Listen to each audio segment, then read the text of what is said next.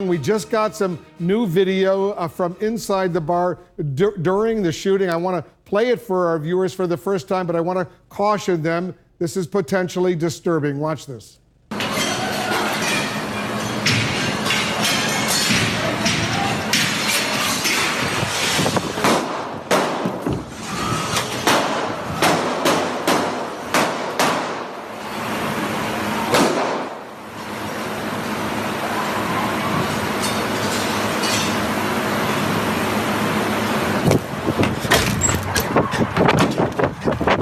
Run, go! He's coming out this door!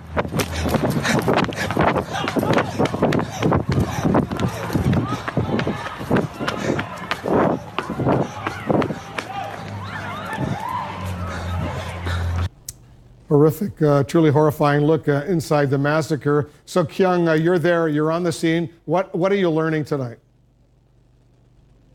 Well, the FBI is trying to figure out exactly why this man would do this. This is someone who multiple friends have told CNN that they simply don't understand. A normal guy, a guy who went to serve his country. So the FBI has been at his home, the home that he shared with his mother throughout the day, trying to piece the picture together of a disturbed mind. We're now learning more about the gunman who turned this California bar into a gruesome crime scene. Investigators identified him as Ian David Long, a 28-year-old war veteran. He entered the bar just before 11:30 p.m. carrying a .45 caliber Glock and an extended magazine. Friends say the divorced former Marine had frequented the bar often, but Wednesday night he came to kill. We got multiple people down. We need a lot of ambulances. Initial 911 dispatches from the scene only hint at the horror unfolding inside. We have one victim who was shot and is bleeding at the entrance.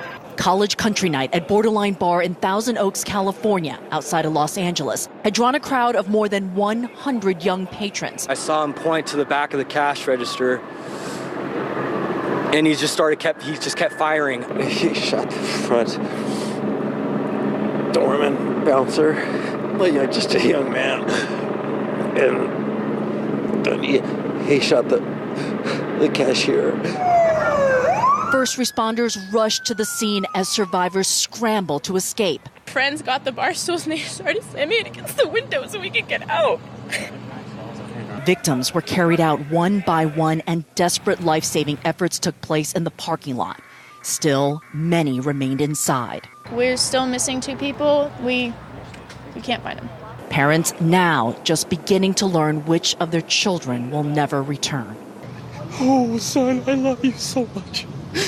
Oh, Heavenly Father, just please be with him. The gunman was found dead inside the bar's front office, an apparent suicide, according to police. CNN has learned Long was a former infantry machine gunner who had served in Afghanistan. He was also known to police. Last April, law enforcement responded to a domestic disturbance at this Newbury Park home where he lived with his mother. The mental health experts out there cleared him that day. The deputies went out to the call with the crisis team that felt he might be suffering from PTSD. Richard Berg, who lives a block and a half away, tells us Long's mother feared for his future. She might have been afraid of him herself. I don't know. She never said that. But she was living in hell. Now, CNN did speak with several of the childhood friends of this gunman. One vaguely remembers this gunman mentioning that he had trouble sleeping. He had some nightmares, anxiety. But another friend who didn't hear anything like this, Wolf, says, quote, "I don't know what the hell happened." Wolf? Awful story. Our Kyung, thank you very much, Kyung La, on the scene for us. In California. Let's bring in our CNN law enforcement analyst, the former FBI Special Agent Josh Campbell. He's in Thousand Oaks for us tonight. Also with us, CNN counterterrorism analyst, the former CIA official Phil Mudd. Josh, you're there. You're out there in Thousand Oaks. Agents are searching the shooter's home, his car. What are they looking for?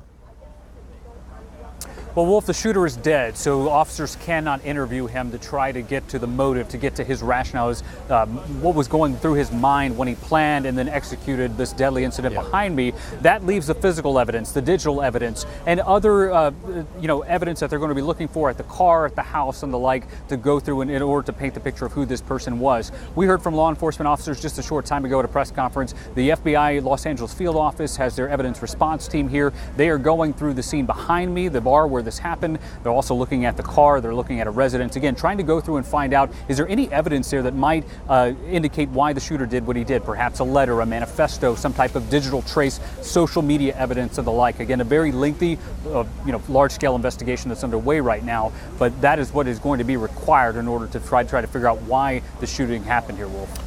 Phil, I want to show our viewers once again the very disturbing video that we just received from what happened inside this bar in Thousand Oaks right outside of Los Angeles. I want you to watch it as well. Let's discuss what we're about to see.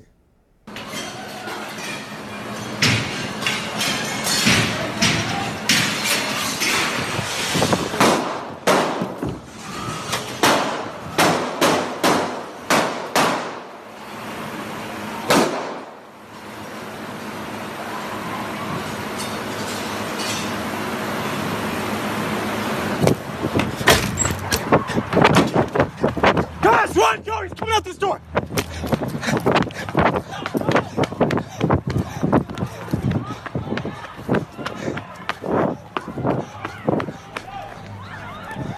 So, Phil, what can authorities learn from this video? And I suspect there's probably going to be a lot more video they'll be reviewing. Sure. I mean, you've got to look at the forensics from that. For example, the shells that were shot in that environment, what weapon they picked up there. But there's a broader question I'd be asking seeing that video, and it's something the FBI spoke about today with the sheriff's office, and that is motive. Somebody walked in rapidly to a dark environment, looked like they shot indiscriminately, and they shot a lot of rounds quickly. If you're looking to the motivation of that individual, that tells me obviously the individual wasn't picking out targets. Why did they select the location if we can presume they didn't select the individuals to hit? I think I looked at that video and took away that this is somebody who wanted to just go in and shoot as many people as he could without trying to determine who they were in the first place. The other thing I took away is just to spend a moment of silence saying, thank God there's a law enforcement officer who went into a dark environment not knowing who would find in there. I mean, that obviously not a well-lighted situation, and sacrificed his life to go into a place that a lot of us, me included,